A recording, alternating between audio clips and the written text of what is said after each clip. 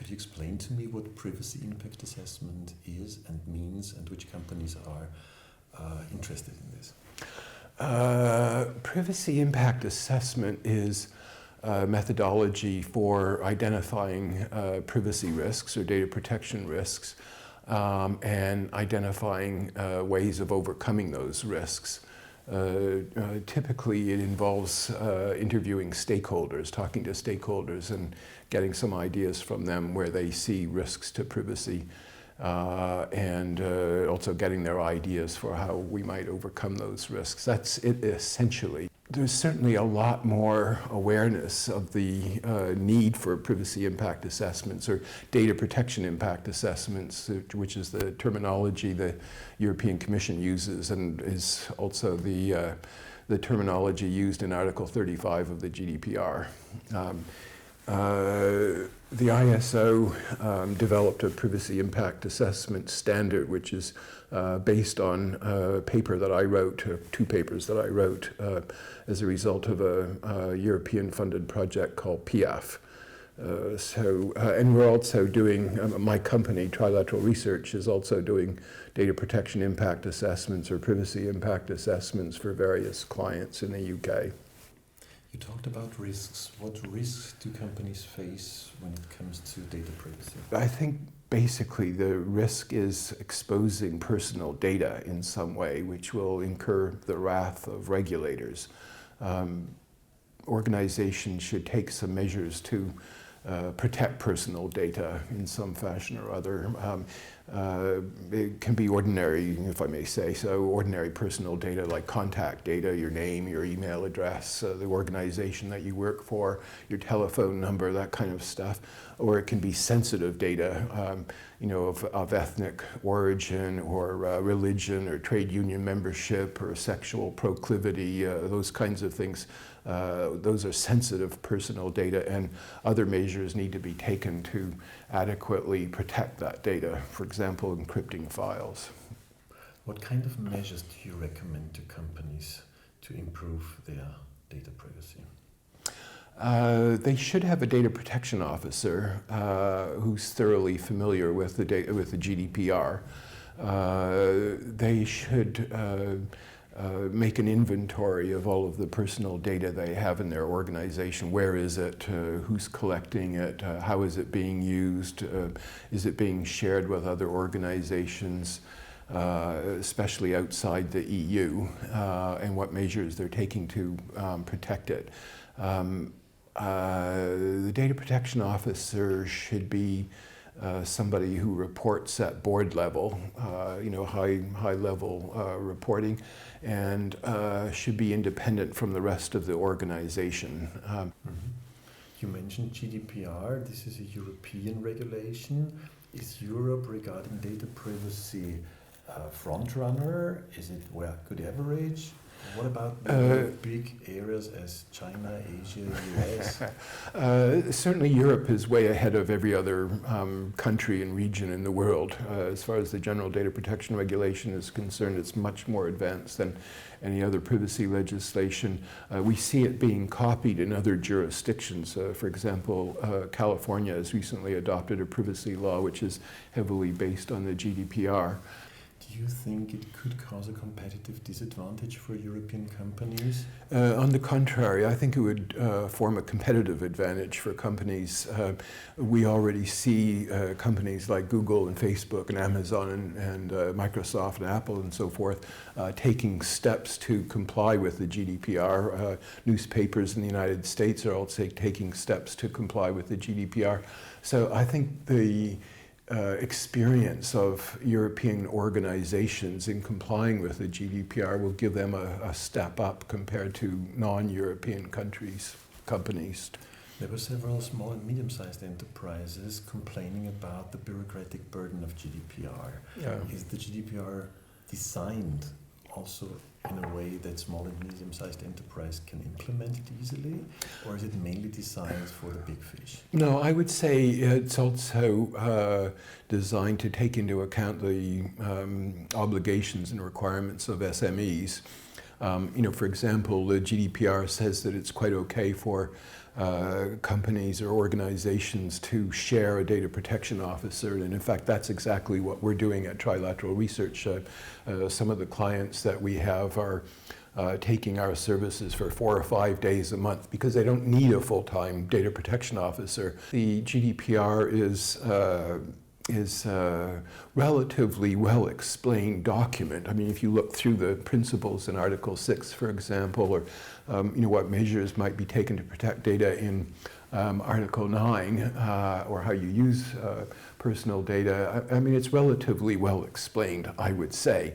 But in addition to that, the old Article 29 Working Party, which is now the European Data Protection Board, has also produced lots of different opinions on, I would say, the nuances of complying with data protection legislation. So those are very useful guidance documents as well. What about informed consent? Is it just a ticking box exercise that the companies are on the safe side and nothing changes? Just the consumer is to be told he's informed, but he isn't.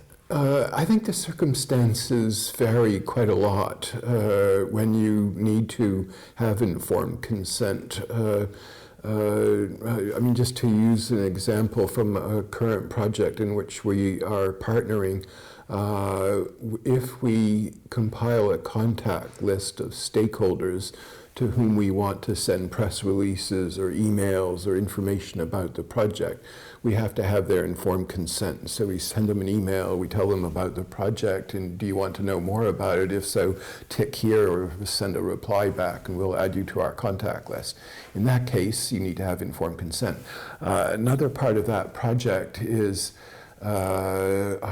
looking at the use of the dark web by criminals, and we might have only the username of somebody who is offering to sell converted weapons or offering their service, crime as a service. So in those cases, according to Article 29, our reading of Article 29, it's not necessary to have informed consent. It's not necessary for the police, for example, law enforcement authorities to ask criminals if we can have their informed consent to process their personal data. So, it depends a little bit on the situation. If you're sending press releases to journalists, for example, I would say you could use the legitimate consent provision as a way of avoiding the need for getting informed consent from journalists, because it's obvious that journalists are not going to give the informed consent. They're not going to reply to emails, can we add you to our contact list? I mean, they're just not going to do it. They get hundreds of emails every day with press releases and all this kind of thing, and so they don't need to join contact lists. So in that case, I think the legitimate interest provision is sufficient to continue to send them press releases, because journalists expect to receive press releases. When we talk about informed consent, this is about data we enter, or we at least are aware of that we put in data. But there might be more data which is collected without us knowing about it. What kind of data is collected? I think it's extremely difficult for us to know what data organizations are collecting. I mean, for example, Google and Amazon, Facebook are collecting huge amounts of data, and they are, in many cases, fusing that data with other data sources as well. So they're building up as detailed a profile of their users or their customers or their clients as they possibly can. So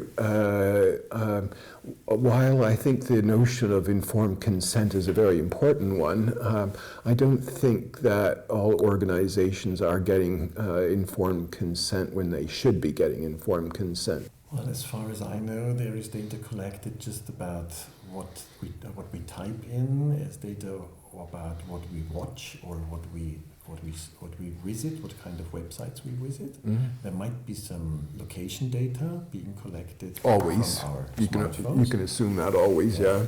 Then there will be health data, blood pressure, heart rate with a Fitbit and health apps like that, yeah. There might be even some emotional reactions out of our eyes, which is collected by video cameras. Yeah. There might be facial recognition in For sure. public sphere. So all of this data is collected right now. And many people, I think, are not aware of. Yeah. What about informed consent? I think where CCTV cameras are recording, doing video recordings, that there should be some signs somewhere that say that you're in the presence of a CCTV camera, and they should provide a contact number if you want to have some more information. If you look at a lot of the signs where they exist, they don't always exist, but where they do exist, they don't always provide a contact number if you want to find out what they're doing with that, those video recordings, how long they keep them, how they're being used, where they're going to, and that sort of thing. So I think it's difficult when you're walking in a public space to expect to have some kind of informed consent for video cameras on the metro platforms, for example, or in train stations, or wherever. I think that's very difficult. It's certainly the case that law enforcement agencies, for example, will look at some of those video recordings when they're trying to find a criminal or a terrorist or whatever, and they will start combining that data with other data. But they're covered typically they're covered by the police directive, which came into force at the same time as the GDPR. And in the case of the police directive, they're not required to get informed consent. What kind of new applications, what kind of new data will be collected as a consequence of Internet of Things? I think it will, the IoT will cover everything. In theory, every manufactured product, everything that's produced will have a sensor or actuator or some kind of chip that will identify that object. And as we go about our daily affairs, we're going to find more of these IoT devices everywhere. And I think it will be increasingly difficult to protect our privacy in the use of such technologies. And if you think about it, our expectation of privacy, I think, has changed a lot over the last 50 years or so. If you talk to people from 50 years ago, like me, for example, our expectation of privacy is completely changed. 50 years ago, we wouldn't expect to be videoed as we're walking down the street, or to have our location monitored on our smartphones everywhere we go, if we open up our fridge door and find out, oh my God, we're just about out of milk, I need to have. So some of those IoT devices are going to give you that kind of data, and you will be exposed. I think your privacy will be exposed more and more, and so I think your expectation of privacy is going to continue to fall. And would you expect that people become more aware of data privacy, or will this be just a short period of time where GDPR is important and will not be important in 10 years from now? No, I think the expectation of privacy will drop, is dropping, has dropped. But nevertheless, when there's a big data breach, it gets the attention not only of regulators, but I would say of the public, and especially, if you've stayed at a hotel chain that has had a data breach, or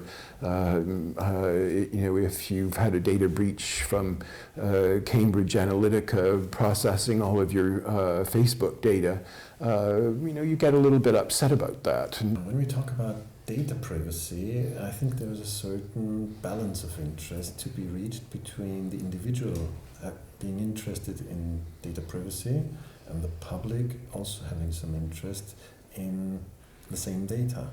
When we think about health data, individually collected health data might be very, very sensitive, and people might be quite reluctant that other people or their employer know about their health condition.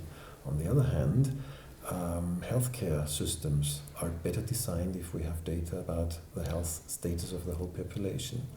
how can we balance the interest between data privacy and public interest regarding health data? Well, I think the individual should have the right to decide whether he wants his data in a computer system or not. The UK and some other countries in Europe have been moving towards computerized health records. So far the UK hasn't quite managed to do it. They spent a lot of money in that attempt. And I think there are lots of people who don't want to give their data beyond their own GP. And they should have that right to not have their data passed on to the National Health Service if they don't want it to be. I think it's useful for national health services and government ministers of health to make clear the benefits as they see them in having a computerized record for everybody's health data. I think also it's incumbent upon the national health services to make sure that they not only explain the benefits of having this data computerized, but to explain very clearly how they're going to protect that data and who will have access to it and what will happen to it, where it will go. So that will help people make an informed choice about whether they want to have their health records computerized or not. Is there a need for a societal debate as well? A kind of policy-oriented debate about certain technologies, and if we all would like to have them, or is this just the individual choice of the company and the consumer? No, clearly there needs to be some social debate about some issues. Artificial intelligence, I think, is a very good example. Artificial intelligence is being used, or many organizations want to use artificial intelligence for all kinds of applications. Artificial intelligence has benefits, and it has also some drawbacks. And so I think a kind of social debate about the pros and cons of artificial intelligence is very important. It's important for academics, it's important for journalists, it's important for policymakers to stimulate that debate, and for the population, for the society to understand, is artificial intelligence a good thing or is it a bad thing, or in what contexts is it a good thing, or in what context might it be detrimental to our social well-being. So there are a lot of different stakeholders that need to be involved in this kind of social debate, I would say. Definitely it's not just down to companies, and definitely not just down to individuals. There's a lot of other stakeholders involved, and they should be involved.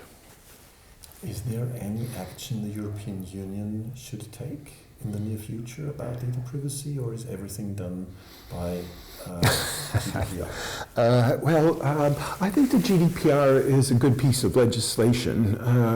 It was the first draft of the GDPR came out in 2012, and it was greatly debated by a lot of different stakeholders. There was a lot of lobbying by American big companies trying to undermine the good things that we wanted to do in Europe, typically. But nevertheless, it had a lot of debate in the European Parliament, especially in the Council as well, and certainly in the member states. So, I would say the GDPR is relatively well fit for the purpose. It's been designed to be technology neutral. And I believe that GDPR will be fit for purpose for quite some time. Having said that, nevertheless, there are some new technologies like artificial intelligence or blockchain technology, or some other new technologies that are emerging that weren't considered when the GDPR was first drafted. Now in policy circles, there's a lot of debate about, does artificial intelligence need to be regulated? The data protection authorities, would say, well, we should be if it's going to be regulated, it should be by us. I think it's very interesting that in the last International Conference of Data Protection and Privacy Commissioners that took place in Brussels in October, that they adopted a resolution that I would say expanded the mission a little bit, or expanded the remit of data protection authorities to deal with ethical issues as well. Artificial intelligence raises lots of ethical issues, and so I think the data protection authorities were trying to maybe position themselves a little bit to take care of any issues or questions about whether there should be a new regulator or some new regulatory environment for artificial intelligence. And I mean, I think it's a good thing that the data protection authorities are doing that. I'm not sure that the data protection authorities will in the end be the appropriate place for the regulation of artificial intelligence. And some people, of course, say that AI shouldn't be regulated at all. But I think inevitably there are going to be some new technologies like AI and maybe IoT that aren't adequately covered by the GDPR. And so we need to think a little bit about what are the kinds of social, economic, political issues raised by some of those new technologies like artificial intelligence, and what's the appropriate regulatory environment, or what's the appropriate regulatory context for managing those technologies. I don't think we can let companies use AI for whatever they want and do whatever they want with AI. I mean, we already see many instances of AI having negative effects, and so I think we have to be sensitive to those new technologies and determine whether the GDPR is sufficiently adequate to address those concerns, or whether we need some new kind of regulatory framework to deal with those kinds of issues. What are potentially negative effects and ethical issues regarding AI? Well, I think AI in particular raises the prospect of automated decision-making with legal effects on the individual. That's clearly a no-no under the GDPR.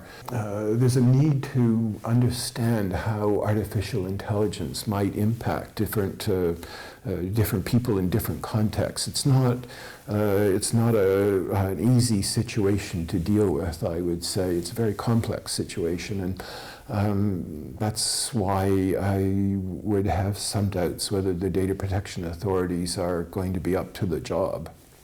To regulate AI. And, I think one of the issues with regard to artificial intelligence is, what are you going to regulate? Are you going to have a regulator who can look at the coding, which is going to be incredibly complex, or are you going to look at the social effects, or is it going to be reactive, or is it going to be proactive? I mean, there's a lot of issues that need to be taken into account there. Thank you very much. My pleasure.